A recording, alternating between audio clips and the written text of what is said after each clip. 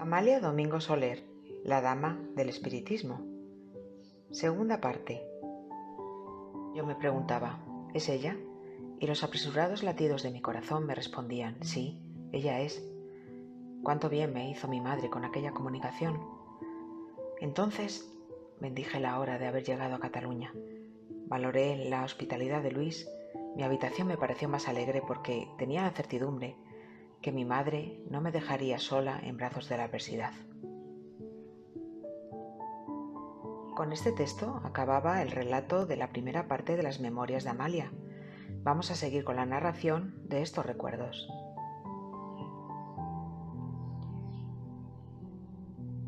Por entonces había un joven, Eudaldo, que acudía a las sesiones de la Buena Nueva. Había perdido a su madre y con el afán de saber si ésta vivía, estudió el espiritismo. Era amigo de Luis y como consecuencia yo también me hice amiga suya.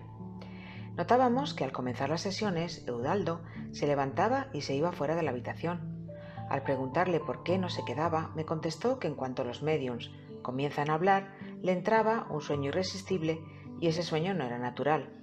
Y él, que no quería ser médium, salía de la sesión porque, aunque se hacía el firme propósito de no asistir, se levantaba maquinalmente y venía. Luis me dijo que Eudaldo sería un gran médium, pero que no quería presionarle porque si no ya se hubiera ido, así que me aconsejó que no le dijese nada, que había que dar tiempo al tiempo. Una noche, terminada la sesión, él estaba sentado junto a la mesa que había en el centro del salón de sesiones, hablando y riendo. De pronto palideció, inclinó la cabeza sobre el pecho, cerró los ojos y exhaló un profundo suspiro. Todos enmudecimos y al poco tiempo se despertó diciendo: «Cuando yo digo que no quiero estar en este salón, vamos a tu cuarto, Amalia, que allí no me harán dormir». 10 o 12 personas seguimos a Eudaldo, que al entrar en mi aposento se sentó, quedándose dormido instantáneamente. Todos le rodeamos y el médium, después de guardar largo rato silencio, nos dio una comunicación de Benicia, el hermano de Madrid que me dio a conocer en donde no me conocían. Él había ido desarrollando al médium para que me ayudara en mi trabajo. Cuando Eudaldo despertó y le conté lo ocurrido, se encogió de hombros y alegremente preguntó a Luis qué debería de hacer. Luis le aconsejó asistir a las sesiones y dar comunicaciones, pero solamente en el círculo, porque ahora le lloverían las peticiones de los que querrían saber de la familia. Le recordó que la mediunidad es un tesoro que, si se sabe conservar, dura toda la vida. En cambio, con el abuso se convierte en pesadilla. Eudaldo apreció los valiosos consejos de Luis y hace ya 14 años que es médium parlante del centro La Buena Nueva. Como médium mecánico no recuerda nada de sus discursos, no falta a las sesiones si no es por fuerza mayor, y por eso no le falta la protección de los buenos espíritus. Ha hecho mucho bien en su modesta esfera y Dios quiera que durante muchos años resuene su voz en el círculo. Con la adquisición de tan buen médium, las sesiones que antes nada decían a mi alma tuvieron para mí gran atracción porque empecé a oír una serie de comunicaciones sensatas, profundas y consoladoras, asistiendo semanalmente a una buena cátedra de espiritismo. Mi imaginación volaba y escribía con mucha facilidad historias y hechos auténticos de la doctrina. A finales de agosto de 1877 entró Luis una mañana en mi cuarto, diciéndome que tenía que contestar un artículo que traía el Diario de Barcelona, titulado El mundo de los espíritus. Este decía que el espiritismo era una monstruosidad, y aunque tenía mis reticencias, me dijo que leyera el artículo, que pidiera inspiración a los buenos espíritus y que me pusiera a escribir. Apurada, porque si bien soy medio inspirada y valía para mis humildes escritos, para defender un ideal filosófico tan grande y convertirme en paladín del espiritismo, hizo que me encontrara pequeña. Pero reflexionaba y me decía a mí misma que tenía que ser útil a una escuela que me había dado un hogar y una gran familia. Así que, pidiendo a Dios que no me cegara la vanidad, escribí el primer artículo que lo publicaron en la Gaceta de Cataluña. En En el mes de abril de 1878, en el periódico El Comercio de Barcelona, apareció una crónica sobre una conferencia dada por don Manuel Lasarte en el Ateneo Libre. En este discurso de Lasarte, él decía que la vulgarización de la ciencia en nuestro país luchaba con antiguas preocupaciones y con el grave inconveniente del que parece abandonar un fanatismo solo para caer en otro, para pasar de la Inquisición al espiritismo. Y otra vez vino Luis a decirme para que escribiera y yo, siguiendo sus instrucciones, escribí otro artículo. Este terminaba del modo siguiente. La Inquisición de ayer decía: fuera de la Iglesia no hay salvación posible, y el espiritismo de hoy exclama: humanidad, libre eres para creer. La razón derribó a los dioses y hoy la razón es diosa. Hacia Dios por la caridad y la ciencia. Esta es la síntesis del espiritismo. En noviembre del mismo año, en 1878, el notabilísimo orador sagrado don Vicente de Manterola habló sobre el espiritismo en los templos de Santa Ana y Santa Mónica, así que me apresuré a ir a las iglesias para no perder ni una sola palabra. Cuando terminaba, regresaba a mi hogar, me encerraba en mi aposento y trasladaba al papel todas mis impresiones. 6 artículos publicaron la Gaceta de Cataluña dedicados al señor Manterola, que decía que la comunicación era una verdad, pero que era Satanás el que se comunicaba con los espiritistas. La revista Popular salió a la defensa del señor Manterola y un señor con las iniciales de J.B. y P. me dirigió todos los insultos que pudo. A sus ofensas contesté escribiendo 7 artículos que se llegaron a publicar. Cuando yo veía, con el afán que se leían los números de la Gaceta de Cataluña, que insertaban mis escritos, lágrimas de profunda gratitud brotaban de mis ojos, recordando mi pasado. El pasado de aquella mujer medio ciega que le decía a un sabio de la Iglesia romana verdades que no tenían refutación. Qué diferencia tan grande entre una religión y el espiritismo. Al comenzar el año 1879, publicó Manterola El satanismo, o sea, la cátedra de Satanás, combatida desde la cátedra del Espíritu Santo, refutación de los errores de la escuela espiritista. Y yo, el 5 de marzo de ese mismo año, escribí 46 artículos para refutar dicha obra. Estos los recopiló, con los anteriores escritos, el editor don Juan Torrens, para publicar un libro titulado El espiritismo refutando los errores del catolicismo romano. Y esta, mi primera polémica con la Iglesia Católica, terminó el 20 de septiembre de 1880, cuando la Gaceta de Cataluña publicó los retratos del señor de Manterola y el mío, con una breve biografía de cada uno de nosotros.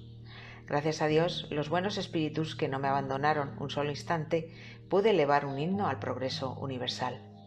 Mis escritos despertaron la curiosidad primero, la atención después, y todo esto valió para que muchos indiferentes quisieran saber lo que era el espiritismo.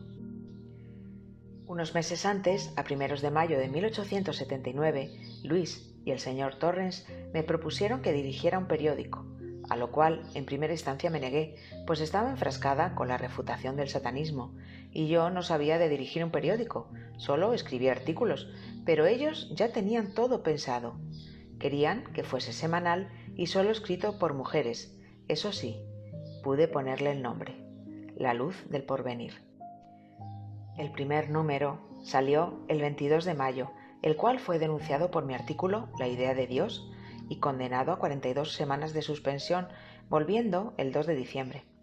Pero el 12 de junio salió El eco de la verdad, del cual se publicaron 26 números y que también fue denunciado, siendo favorecido, en este caso, el número 2, por un artículo de Cándida Sanz titulado Los obreros. En esa época trabajaba mucho, encontrándome casi siempre profundamente triste. Parecía que mi alma, muy desgraciada en sus afectos terrenales, necesitaba escuchar una voz amiga. El 9 de julio de aquel mismo año me encontré más meditabunda que de costumbre. Subí al terrado y allí escribí un artículo titulado El remordimiento. Me llamó vivamente la atención mi abatimiento y aquella misma tarde, estando acompañada de una señora espiritista, subió Eudaldo y, contándoles a ambos lo que me extrañaba mi tenaz melancolía, el médium se durmió, sin que nadie le dijese nada, y nos dio una comunicación en la que un espíritu me decía que era su fluido lo que yo estaba sintiendo. que cuando me acostumbrara me produciría alegría, que aparte de la inspiración que recibía, necesitaba más y se ofreció para en cualquier momento a través del medium ayudarme. Ah, que me iba a dictar sus memorias, también me dijo. Me recomendó paciencia porque el camino no se puede recorrer en una existencia. Era el padre Germán quien me hablaba. Mi alma presentía la grandeza y el sentimiento de aquel noble espíritu, y puedo decir que si he progresado algo esta existencia, lo debo únicamente a sus consejos. Durante los siguientes años no dejé de escribir y publicar. Cualquier escrito o conferencia que se escribía en contra del espiritismo, normalmente desde la Iglesia Católica, yo lo refutaba a través de artículos que publicaba en La Luz del Porvenir, y a veces los copiaba en periódicos como La Gaceta de Cataluña o El Diluvio.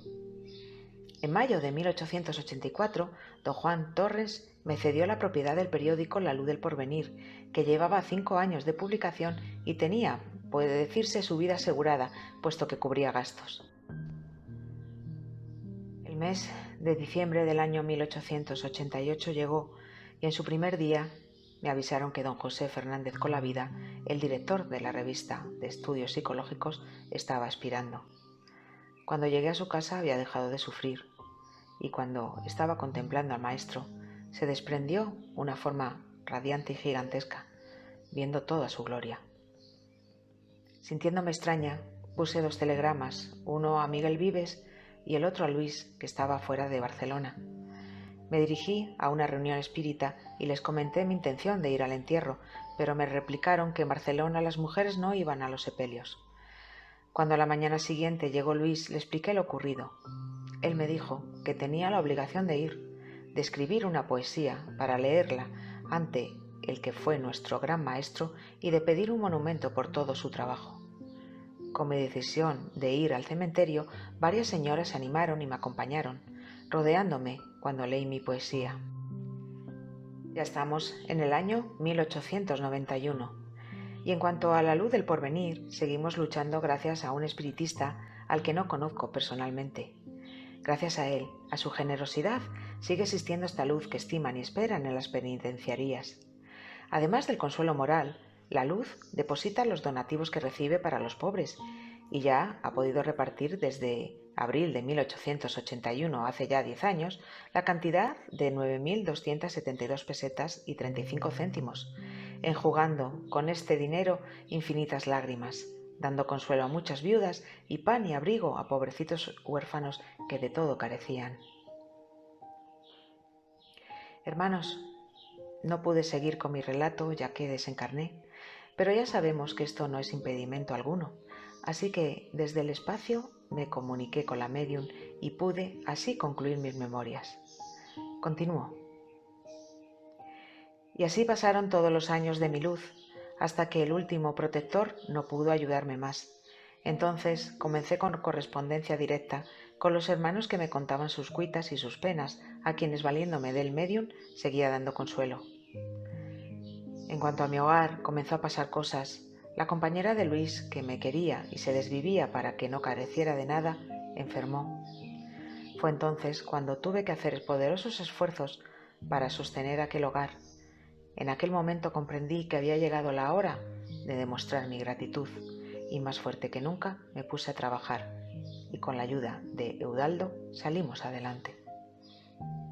Al ver que aquella buena mujer que siempre estaba dispuesta a servirme, se había quedado inútil, yo pedí a los espíritus la resolución que había de tomar y el padre Germán me dijo: ahora ha llegado el momento de dar la mano a tu protector. Y entonces le dije con lágrimas en el alma: desde hoy en adelante seré tu amparo. Qué grande me vi en aquellos momentos. Ya no era un ser inútil. La que me había abierto las puertas había encontrado en mí una hermana. Ya podía dar consuelo de cerca. Ya había un alma que me bendecía. Ya tenía quien esperara mi llegada cuando salía. Yo entonces daba 1000 gracias a Dios por haberme concedido un hogar donde podría progresar. Cuando empecé a ser útil es cuando empecé a vivir, y en esta situación se pasaron algunos años hasta que lo que se llama muerte vino a buscar a aquella mujer. Yo entonces, mirando aquel cuadro, me decía: ¿qué sucederá aquí? Porque yo, Lo confieso, en mi última existencia fui muy cobarde. Las escenas de familia me asustaban. Cuando todo había pasado, Luis quiso hacerme un encargo. Más que un encargo fue una petición, y no era otro que fuera la madre de su hija. Para mí fue emocionante y Luis me transmitió su tranquilidad al hacerme cargo de la situación. Y de esta forma empezamos una nueva vida, que fue difícil, pues cuando se tiene un deber todo cambia de aspecto. Concha, la hija de Luis, era lista y dispuesta. Teníamos también una joven recogida, a quien Concha se había propuesto curar de una depresión que padecía, siendo ella la única que nos daba que hacer. Yo con el tiempo me encariñé de ella, y cuando ella comprendió que yo la quería, se enseñoreó de mí hasta el extremo de llegarla a temer. Y así fueron pasando los años hasta que Concha encontró en su camino su alma gemela. Cuando se lo notifiqué a Luis, pensó que era un buen partido para su hija y no titubeó en dar su consentimiento. Concha al casarse se marchó lejos y llegó el día en que me quedé sola, pues, aunque estaba Luis, él había formado una nueva familia que no era de mi ideal y aunque me respetaban, no me querían como familia. La pena que dejó la partida de Concha y el quedarme sin familia, el tiempo se encargó de ello y me fui acostumbrando. Aunque huérfana de familia, tenía muchísimos amigos que no me desamparaban un instante, y entre ellos había uno que llenaba todo el vacío de mi alma. Era el médium, que tenía por costumbre venir a tomar café en mi compañía, y de esta manera podíamos hablar de nuestros trabajos espirituales. Siguiendo los consejos del padre Germán, me puse a trabajar de nuevo. Él me inspiraba respeto y cariño, y siempre me decía que no fuera impaciente, que había padecido de ese defecto muchas existencias, y ahora tenía que refrenar los impulsos. Continuaba diciéndome que no había terminado mi trabajo y que tendría que luchar, llorar y que perdería lo poco que me quedaba.